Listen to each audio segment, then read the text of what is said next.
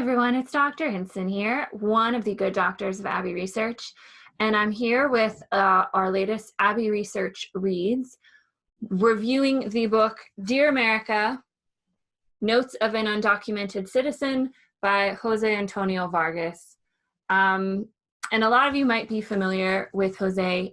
He's become one of the leading voices for undocumented persons in the United States through his organization Define American, but he was also kind of one of the media darlings when we were talking a lot about undocumented immigrants at the tail end of the Obama administration and into the start of the Trump administration. Jose also worked as a journalist until he outed himself as undocumented and wrote for a lot of very prominent news organizations all around the country. So you may have heard of him from that. So this is kind of his book based off of his coming out essay, as he calls it, that was published, I think in 2013. I might be wrong about that. But, you know, right now for Abbey Research, we're kind of focusing on some real important empathy building books that look at diversity and inclusion in a different way. So we've been talking a little bit about religious diversity with some of the books that Dr. Kristen has reviewed. And we're going to delve into gender diversity and all of these kinds of other issues as well, especially during this time of the pandemic. I think it's important to remember that there are, at the time of writing this book in 2018, 11 million undocumented immigrants living in the United States. Whom the majority of whom pay taxes because we figured out a way to take money off of their earned income for the federal government, but because they are undocumented are not eligible for any sort of federal payment to help them during this time. A lot of undocumented immigrants and migrants are migrant farm workers. So they are the ones out in the fields of California picking fruits and vegetables to make sure that we have food on the table during this time. But they are not receiving any protection or assistance from the federal government. And it's a very divisive issue, certainly in this country. But what Jose's book does so well is humanize the conversation. And, you know, we've talked about other books written by undocumented people before for Abbey Research Reads, but that's the biggest takeaway I have from this. But I do want to share just a couple of thoughts that he talks about. So he was brought to the United States from the Philippines when he was 6, I believe, but he was not aware that he was brought to the country at all, undocumented, or that he was violating any sort of laws until he was 16 and he went to go get his driver's license. All of his other Filipino family are in the country legally, so he had no reason to believe that he was here illegally and that he did not have the proper documentation. So from the point when he was 16, he documents kind of the psychological turmoil that had on him, on his relationship with his mother, whom he had felt betrayed by and lied to, and that he was put in this position, this very, very precarious position and scary position without being aware of it at all. And he talks about the distinction between being a person with a Spanish sounding or a Latin sounding name who is not Mexican, and the huge perception, especially in California, that all undocumented people are from Mexico, even though statistically the highest number of undocumented people now come from Asia in the United States.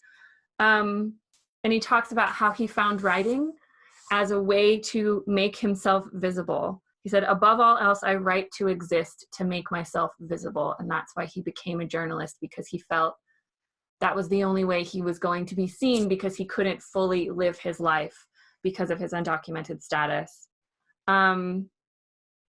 Another really important point he makes is this argument about earning citizenship. And, you know, the first time he came across an employment box and he had to tick whether that he was, you know, in the country legally, and if he had the proper documentation. And he said, what I always remember is hearing people say that people like me had to earn our citizenship. Exactly how I would earn being a citizen, I had no idea. Besides being born at a certain place in a certain time, did you have to do anything at all? Anything at all? If you wanted to have a career, if you wanted to have a life, if you wanted to exist as a human being, what would you have done? And I think it's such a fundamental question to try and, in these empathy building books that we're reading, put ourselves in the shoes of the people we are trying to understand. Understanding is not condoning, as we say here all the time at Abbey Research. But what was he to do as a young man? Go home, back to the Philippines? There was no legal process for him to gain citizenship. There still isn't. He had aged out of the Dreamers window by, I think, 2 years. He was too old to be considered a dreamer, even though he was just like them and had been brought to this country illegally, unbeknownst to himself. And he also talks about, I think what's really important, the kind of countrywide impact of undocumented migration and undocumented persons. And, you know, there's 11 million undocumented people in our country, but he said there were 5 people in his life that showed him kindness at various points. You know, from the first person at the DMV who told him, you know, if you don't have documents, you can't get a driver's license, but did not report him, to friends, personal friends that he's made who have helped him with a place to live or to find a job or to find a driver's license or some form of ID. And he says, you know, if every one of the estimated 11 million undocumented people in our country carried the kindness of at least 5 people in their lives who had helped them, then at least 66 million people are directly touched by immigration. So it's a much bigger problem than it seems, It's a much bigger issue than it seems, and it affects a lot more of us than I think some people might feel comfortable in recognizing. It's a very quick read. He's an excellent writer. He's won the Pulitzer Prize for work that he did writing about the Virginia Tech shooting when he was with the Washington Post, I believe.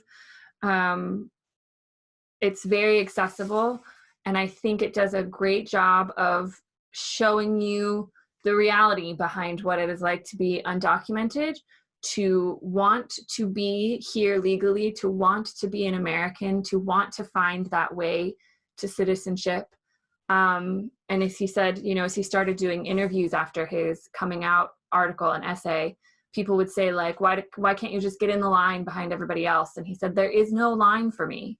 If he leaves the United States and goes back to the Philippines, he can't come back for at least 10 years. There is no process for him established to help him build a home in the place that he has only known as a home since he was 6 years of age.